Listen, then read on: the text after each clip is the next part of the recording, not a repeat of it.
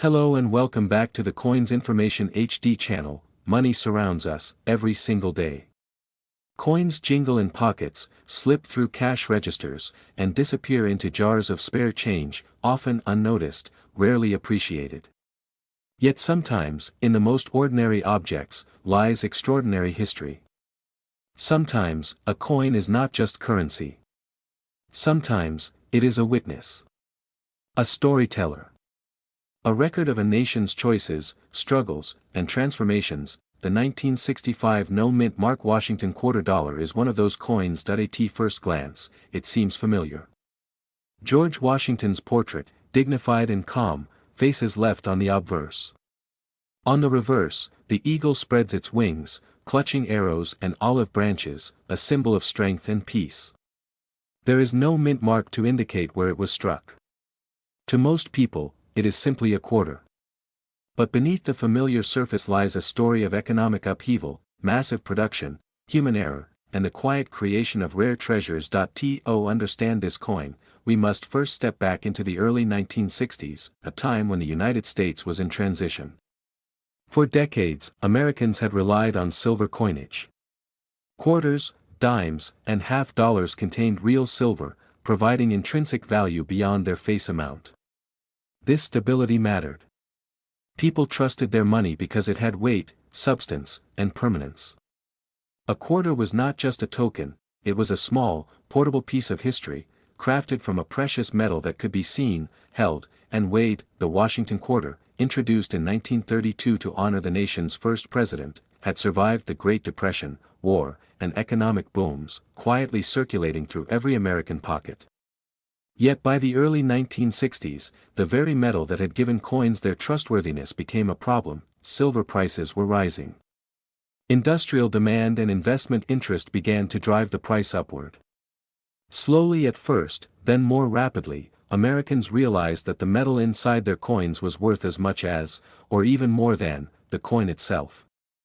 People began hoarding coins. Quarters disappeared from circulation. Banks ran low on change. Businesses struggled. Vending machines stood empty. The nation faced a coin shortage that threatened the smooth functioning of daily life. The U.S. Mint needed a solution.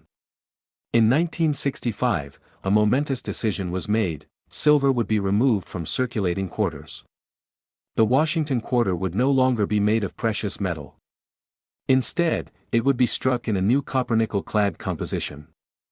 A thin copper core, sandwiched between layers of nickel, created a coin that looked familiar but was far less costly to produce. It was a practical solution to a national problem, but it also marked the end of an era.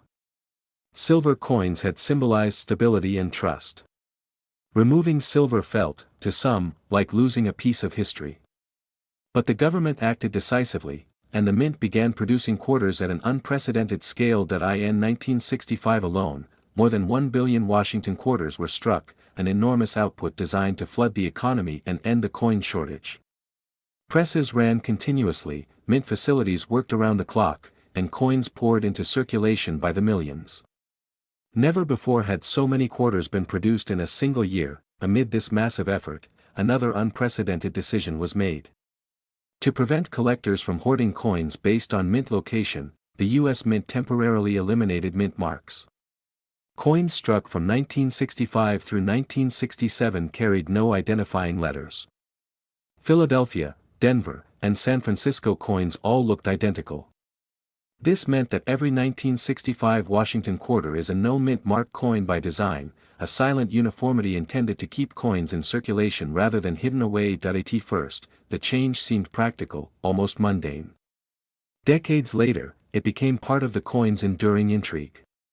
Today, the 1965 Washington quarter is everywhere.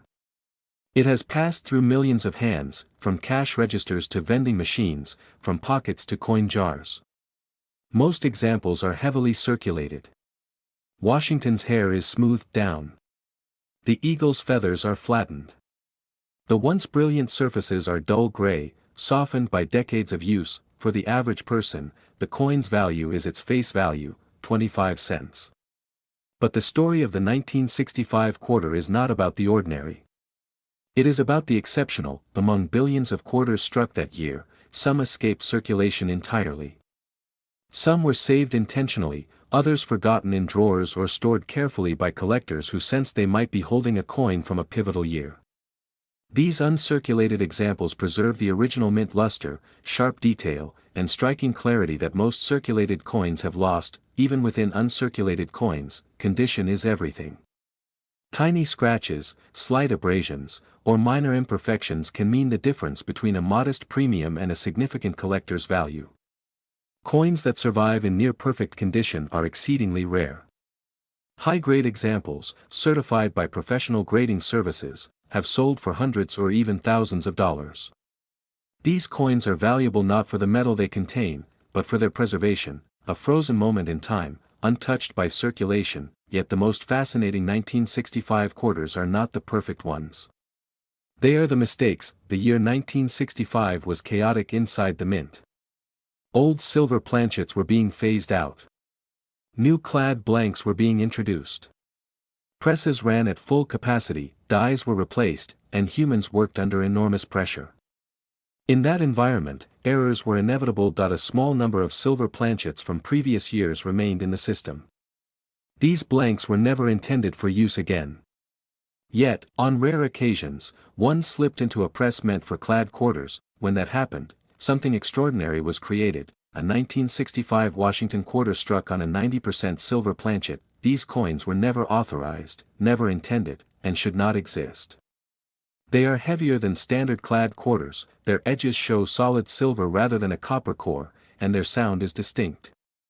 These silver-era quarters are among the most exciting modern minting anomalies in American numismatics. Authenticated examples have sold for thousands of dollars, and in exceptional condition, their value can reach tens of thousands. Each coin represents a collision of two monetary systems, a tangible artifact of history that should never have existed. Other errors also contribute to the 1965 quarter's allure. Off-center strikes reveal the raw mechanics of minting. Wrong planchet errors place quarter designs on unexpected metals.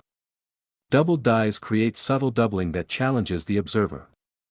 Each error is unique, and uniqueness drives collector demand. As we approach 2026, the market for high-grade and error coins continues to grow.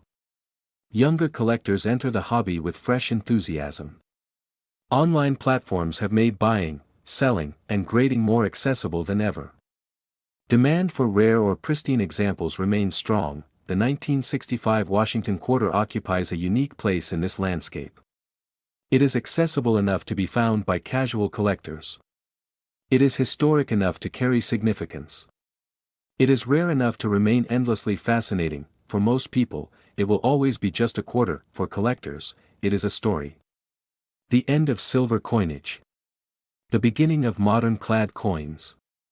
The story of a nation adapting to economic pressures. The reminder that mistakes can become treasures. When you hold a 1965 no-mint mark Washington quarter dollar, you hold more than metal. You hold a moment in time. A symbol of transition. A piece of history that quietly slipped into circulation, unnoticed by most, yet capable of surprising discovery. Next time you see one, pause. Examine the edge. Feel its weight. Study its strike. History does not always reside in museums or books. Sometimes, it lives quietly in your pocket, waiting to be recognized, and sometimes, that history is worth far more than 25 cents.